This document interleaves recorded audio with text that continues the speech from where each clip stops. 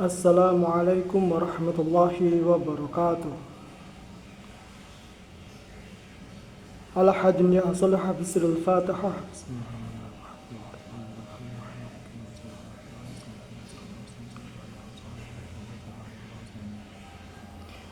Ila hadratin Nabi Mustafa sallallahu alaihi wasallam wa ala alihi wa ansarihi wa ahli baitihi ajma'in syahidina mul fatihah.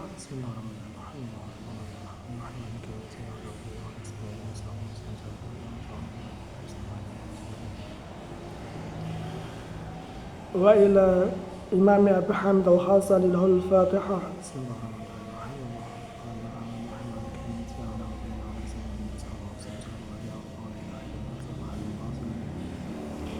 Wa ila Shaykhina al-Kiram Kay Haji Saifuddin Suri Hashim lahul fatihah.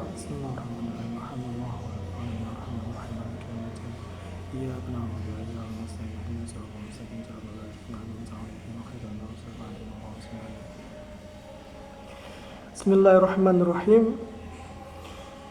Tentu saja bahwa pendekatan militer seperti ini, di mana kemudian mereka bersembunyi di balik tudung teosofi, sejauh mana kemudian mereka meretorikakan teosofi dan kemudian menyerang yang lain, sejauh mana kemudian bahwa yang lain mereka ansihkan dalam sekedar hanya eksoterisme belaka, mengakibatkan satu dampak yang sedemikian besarnya bahwa pada akhirnya pilihan setiap orang untuk kemudian kembali menyederhanakan masalah tersebut juga merupakan satu nilai retorika yang dapat diterima oleh struktur pemikiran seorang manusia.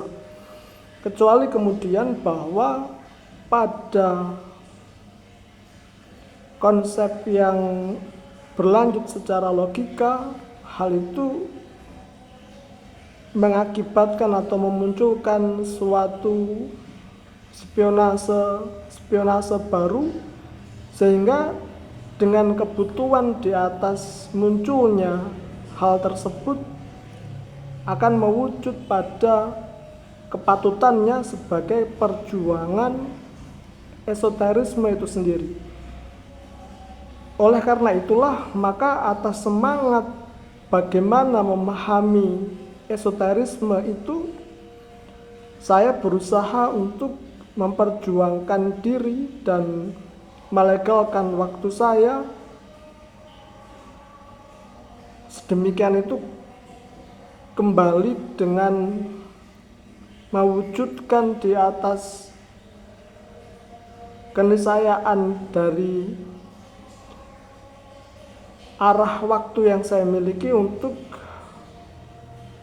mengkaji dan mempelajari bagaimana ilmu tasawuf itu dari buku-buku yang kemudian disediakan oleh para alim ulama, sejauh mana kemudian dari buku-buku tersebut saya berusaha untuk memberikan makna dari apa yang sesungguhnya sebelumnya telah terjadi.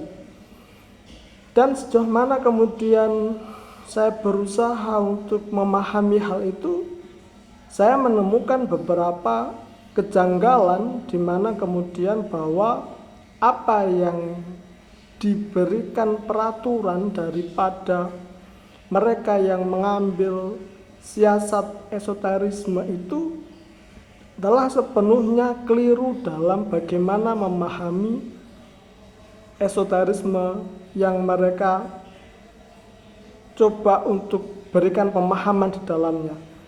Tetapi kemudian apakah hal itu akan memperbaiki suatu hubungan, atau apakah hal itu akan memperbaiki suatu keadaan sejauh mana bahwa mereka mewariskan satu gegar yang sedemikian beratnya untuk ditanggungkan oleh alam wujud ini, sejauh mana kemudian mereka menyuplai bahan-bahan pemikiran yang hanya mereka sendiri kemudian sediakan, di mana kemudian bahan-bahan pemikiran mereka yang mana mereka sediakan tentulah kemudian pada akhirnya dilimitasi oleh sejarah itu sendiri.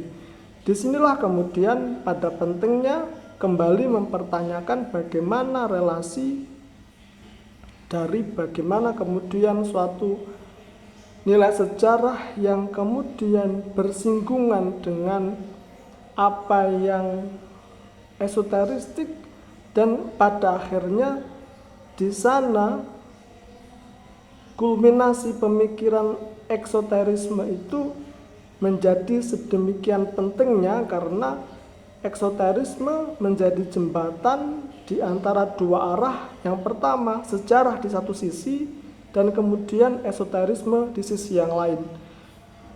Sedemikian itu meskipun kemudian mereka mengatakan bahwa hanya mengambil jarak esoterisme dikarenakan pada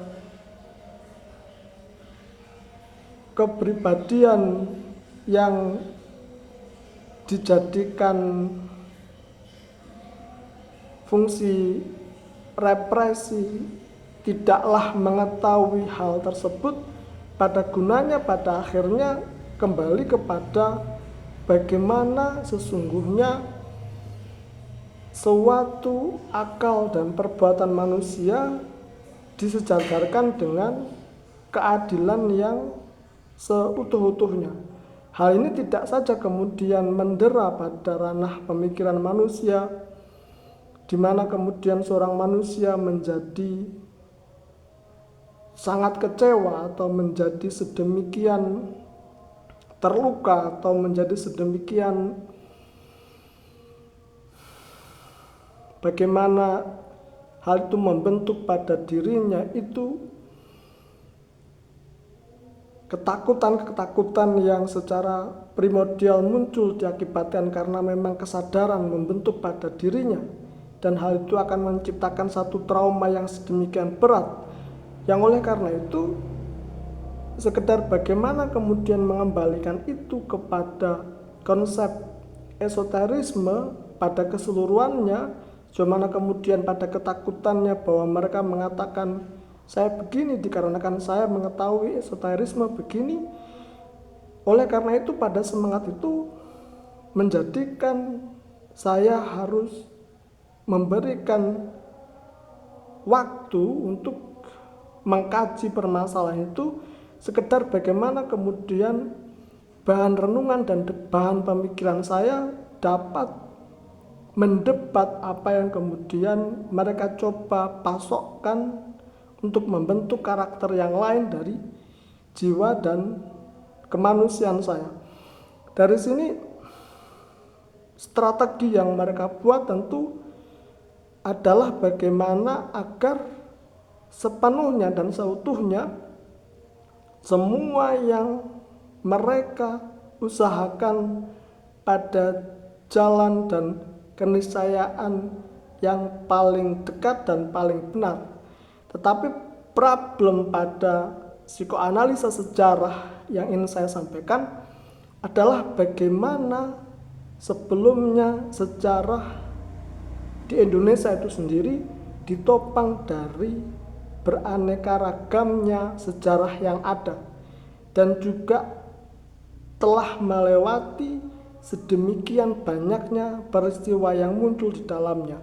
Kalau hanya sekedar beragam tentu menjadi pilihan yang menarik, tetapi bagaimana keadaannya jika pada keseragaman yang muncul mereka semua telah mengalami masalah yang sedemikian banyaknya dan sedemikian luar biasanya.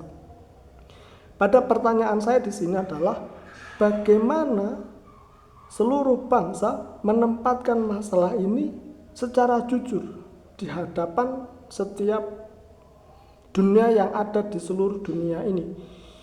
Dikarenakan bahwa hal ini akan sedemikian mengganjalnya dalam problem logika ataupun problem pemikiran seorang manusia. Di luar itu adalah bagaimana semua yang memiliki kesejajaran dengan realitas yang ada. Di luar bagaimana adalah sejarah yang kemudian diperangkap dengan eksoterisme, sejauh mana kemudian bahwa hal itu demi menunjang pada nilai esoterisme, ini bukan satu struktur yang kebetulan terjadi, dikembalikan dengan banyak kitab yang sebelumnya dipelajari tentang esoterisme, maka hal ini memaklumkan satu tanggung jawab yang sedemikian besarnya.